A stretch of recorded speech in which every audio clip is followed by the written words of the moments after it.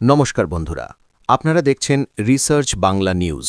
আমি বিশ্বজিৎ রয়েছি আপনাদের সঙ্গে। আজকের এই বিশ্লেষণটা শুধুমাত্র কোনো রাজনৈতিক ঘটনার বর্ণনা নয়।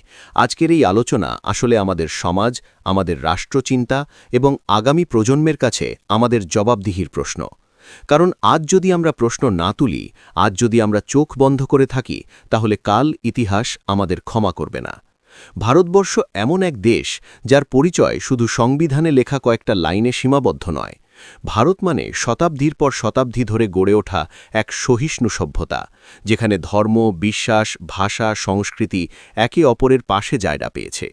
এই দেশেই অত্যাচারিত ইহুদি সম্প্রদায় আশ্রয় পেয়েছে, পার্সিরা নিরাপদে থেকেছে, তিব্বতী শরণার্থীরা মাথা গোজার ঠাঁই পেয়েছে। এই দেশই গর্ব করে বলতো, ভারত সকলের জন্য। আজ সেই ভারতের তৃতীয় বৃহত্তম ধর্মীয় সম্প্রদায় খ্রিস্টান সমাজ তাদের সবচেয়ে বড় উৎসব বড়দিন পালন করছে। আর ঠিক সেই দিন সকালে প্রধানমন্ত্রী নরেন্দ্র মোদী দিল্লির একটি চার্চে উপস্থিত হলেন। ক্যামেরা আগে থেকেই সেট, গ্র্যান্ড এন্ট্রি, পাদ্রীদের সঙ্গে প্রার্থনা, ছবি, ভিডিও সব মিলিয়ে এক নিখুঁত বার্তা দেবার চেষ্টা। বার্তাটা স্পষ্ট। দেখুন ভারত কতটা সহিষ্ণু, দেখুন সংখ্যালঘুরা কতটা নিরাপদ, দেখুন খ্রিস্টান সম্প্রদায়ের পাশে স্বয়ং প্রধানমন্ত্রী। ছবিগুলো দেখতে সত্যিই সুন্দর, কিন্তু একজন সাংবাদিক হিসেবে আমার দায়িত্ব শুধু ছবির সৌন্দর্য দেখা নয়, সেই ছবির বাইরের বাস্তবতাও তুলে ধরা। কারণ এই চার্চ ভিজিটের ঠিক সমান্তরালেই দেশের বিভিন্ন প্রান্ত থেকে উঠে আসছে ভিন্ন এক ভারতের ছবি। উত্তরপ্রদেশের বারেলিতে চার্চের বাইরে উত্তেজনা, কোথাও বড়দিনের সময় হনুমান চালিসা পাঠ করে উস্কানি, দিল্লির রাস্তায় স্যান্টাক্লজের টুপি পরা মহিলাদের তাড়িয়ে দেওয়া, ক্রিসমাস ডেকোরেশন বিক্রেতাদের দোকান বন্ধ করতে বাধ্য করা। মধ্যপ্রদেশে বিজেপির এক মহিলা নেত্রীর হাতে নিগৃহীত হচ্ছেন এক দৃষ্টিহীন মহিলা। শুধু নিগৃহীতই নন, তার সন্তানের সামনে তাকে বলা হচ্ছে এমন ভাষা যা শুনে শিউরে ওঠে যে কোনো সভ্য মানুষ। প্রশ্নটা এখানেই, এই বাস্তবতার সঙ্গে প্রধানমন্ত্রীর চার্চের ছবির মিল কোথায়? এই প্রশ্নটাই তুলেছেন বিরোধী নেতারা। রাহুল গান্ধী, মমতা বন্দ্যোপাধ্যায়, আম আদমি পার্টির সাংসদ সঞ্জয় সিং, তামিলনাড়ুর মুখ্যমন্ত্রী কে স্টালিন সবাই একসুরে বলছেন, সমস্যা চার্চে যাওয়ায় নয়, সমস্যা রাস্তায় আইন না চলায়। কেউ বলেননি প্রধানমন্ত্রী চার্চে যাবেন না, ধর্মপালন ব্যক্তিগত বিষয়, কিন্তু রাষ্ট্রের দায়িত্ব হল রাস্তায় যারা গুন্ডামি করছে, যারা ধর্মের নামে ভয় দেখাচ্ছে তাদের থামানো।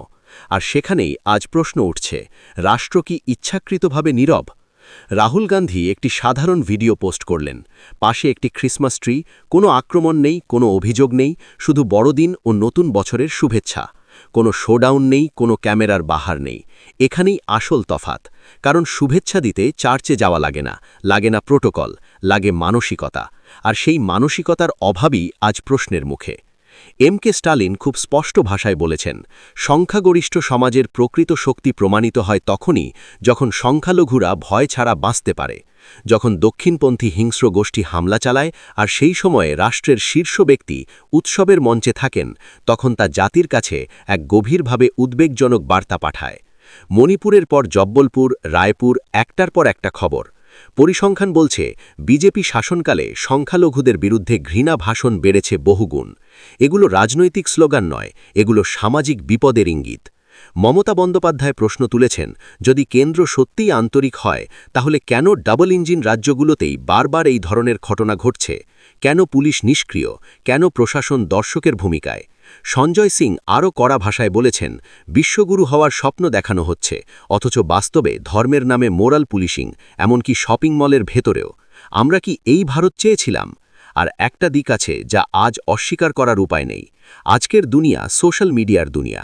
10 বছর আগের ভারত আর আজকের ভারতের মধ্যে পার্থক্য এখানেই। আজ London, new York, Sydney, Toronto সব জায়গায় এই ভিডিওগুলো পৌঁছে যাচ্ছে। প্রবাসী ভারতীয়রা প্রশ্নের মুখে পড়ছেন, কেউ যদি বিদেশে দীপাবলির সময় মন্দির ভাঙচুর করত, আমরা কি চুপ থাকতাম? তাহলে আজ আমাদের দেশের খ্রিস্টানদের সঙ্গে যা হচ্ছে তা দেখে নীরব থাকা কি ন্যায়সঙ্গত? ভারত শুধু হিন্দুদের দেশ নয়, ভারত মুসলমানদেরও দেশ, খ্রিস্টানদেরও দেশ, শিখদেরও দেশ। ভারত মানে গান্ধী, বুদ্ধ, রবীন্দ্রনাথ। ভারত মানে সহাবস্থান। আজ প্রশ্নটা বিজেপি বনাম বিরোধী নয়, প্রশ্নটা ভারতের আত্মা নিয়ে। প্রধানমন্ত্রী চার্চে গিয়ে ছবি তুলতেই পারেন, কিন্তু তার থেকেও জরুরি রাস্তায় আইন চালু করা। যারা উৎসবের দিনে ভয় ছড়াচ্ছে তাদের বিরুদ্ধে কঠোর ব্যবস্থা নেওয়া। না হলে ইতিহাস মনে রাখবে, এই সময়ে ছবি ছিল কিন্তু সাহস ছিল না। এই বড়দিনে একজন সাংবাদিক হিসেবে, একজন নাগরিক হিসেবে আমি শুধু এটুকুই বলবো, ভারতের শক্তি তার বৈচিত্র্যে। সেই বৈচিত্র্য যদি ভয়ের মধ্যে বাঁচে, তাহলে কোনো ফটোশ্যুট আমাদের রক্ষা করতে পারবে না। প্রশ্ন থেকেই যায়, চার্চের ছবি সত্য, না রাস্তায় যা ঘটছে সেটাই সত্য? বন্ধুরা, এ বিষয়ে আপনারা কি মনে করেন? কমেন্টে অবশ্যই জানাবেন, এবং আমাদের বিশ্লেষণ ভালো লাগলে রিসার্চ বাংলা নিউজ ইউটিউব চ্যানেলটিকে সাবস্ক্রাইব করে আমাদের পাশে থাকুন। ধন্যবাদ।